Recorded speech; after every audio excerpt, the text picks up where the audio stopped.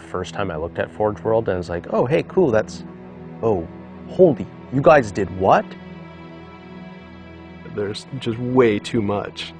You can't keep it all in your head at once. It was so beyond our production capability. We were just like, you know, that's crazy. We can't do that. I couldn't stop the artist who started creating it.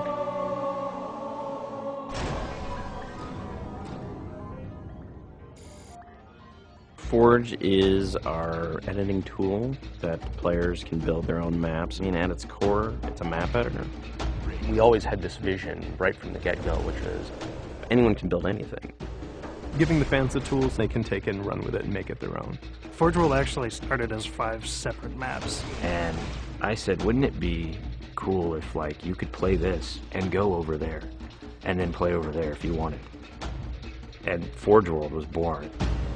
There were a lot of people telling us that, no, you cannot ship this as one big map. We have this awesome new automatically generated LOD system called impostering that makes objects that are really far away really cheap to draw. We're pushing what we can do with the Forge budget, so that lets us have many more objects up on the screen at once, which lets us put more objects into Forge. Interesting to take the Banshee or Falcon out for a spin in Forge World, because it actually takes a while to get from one end to the other. The second you come into this space, you should know that you're on Halo. Our old friend, the Forerunners, come back, because the Forerunners create all sorts of cool, interesting pieces of geometry. We wanted to give people a variety of locations that they could forge in a different way. So a gulch, an island, an interior, a very small outdoor pocket, and then the rock, which was kind of based off Ascension. Let's use a lot of interesting parts in it so that people can manipulate it or we can change it. Why don't we bring back Blood Gulch and carve it all up into pieces so that people can start manipulating it in interesting ways. And then Sanctuary was the other one.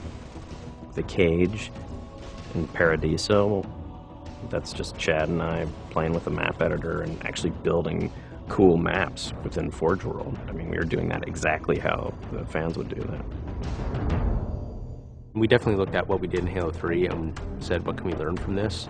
It's one thing to build just a stunning amount of map variants, but like nobody was expecting Forge art, I don't think. Like that was just a completely, whoa, what? The Rube Goldberg machines, yeah, those are everywhere. In Halo 3, it was cool that you could move things around, but it was still kind of clunky. And we're like, we have to make this better. What are some of the tricks that the community is using, and how can we make those not be tricks and just make those be tools? We took that stuff and made it like a real feature. There's normal, phased, and fixed. So normal is like Halo 3 style, you know, it bumps into stuff and you let it go and it falls to the ground and moves around and stuff. And fixed is the same thing, except when you let it go, it stays exactly where it was. And then phased is the coolest because it means that while you're editing the object, it's not actually interacting with the environment. You can put it through a wall, you can put it, you know, through other objects. Which changed everything for Forge, like immediately. It's much easier to build a Forge space. There's snaps and rotates and degrees and units that you can move things. You can be very precise. The camera controls, it's actually really good for object placement because like little touches on the stick don't translate into really sudden jumpy movements. And then we also have a fine editing mode. You click the stick in and then your camera starts moving very slowly. You're not spending like 3 hours trying to get one block to line up directly to 3 other blocks. You can select individual objects and say, get rid of all the objects of this type. So if you're trying to get rid of all the spawn points on a map because you want to go and replace all the spawn points, you can do that. You can do custom colors. You can take these Forge pieces and say, hey, that's blue. So the blue base can truly look like the blue base. Reach's expanded sandbox includes new things like, you know, jetpacks. And if people want to build some sort of 3D map and really make use of the jetpack, they can do that now. Custom game options and Forge go together like peanut butter and jelly. You're able to do things with game types that people might not even expect.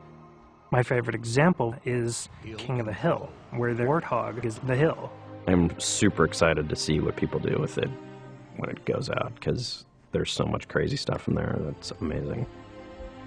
We are shipping maps on the disc that we made in Forge ourselves. So The tools are there. If you have the time and the talent, you can make it.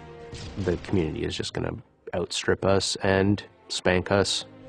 With the new tagging system, you can save a forged variant, you can post it to your file share, and then you can say, you know, sweet new map. Things that are good are downloaded by a lot of people and passed around to a lot of people, and that makes the really sweet stuff bubble up to the top. I'm looking forward to what the next big community game type is going to be. We realized that Reach was our swan song to Halo, and what better way to do that than to let people do what we've been doing all along, which is creating new cool maps. It's nice to go out with a bang, and this is a pretty big one.